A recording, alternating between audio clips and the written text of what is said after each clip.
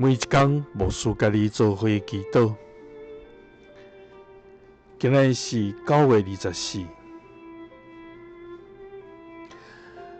哥林多前书8章第1节安尼讲：其实知识会互人骄傲，毋过听心会造就人。三甲来祈祷，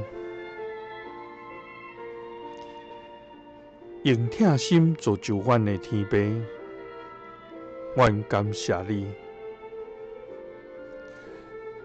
主啊，你是有恩典、有怜悯的上帝，你是至大、有权能、通敬畏、守约施慈爱的天父。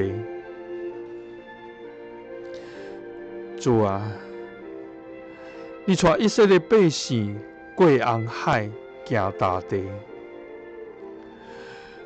用粉条伫日时带路，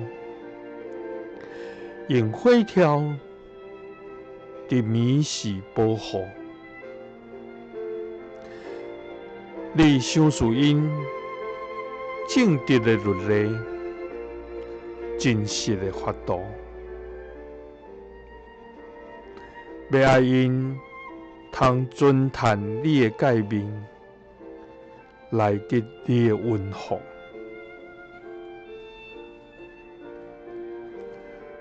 主啊，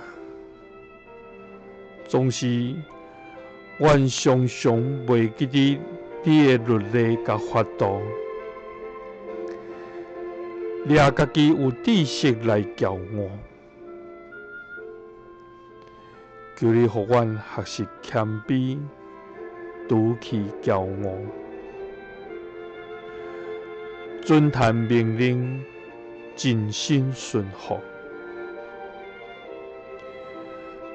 用主的听，造就正人，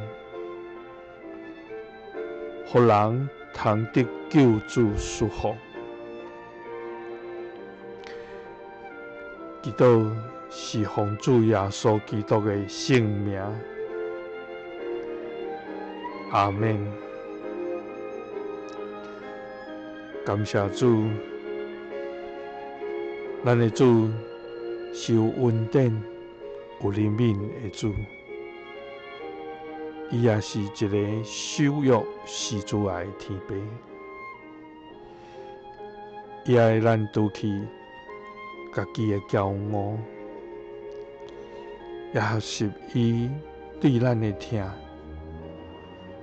用听心来造就人，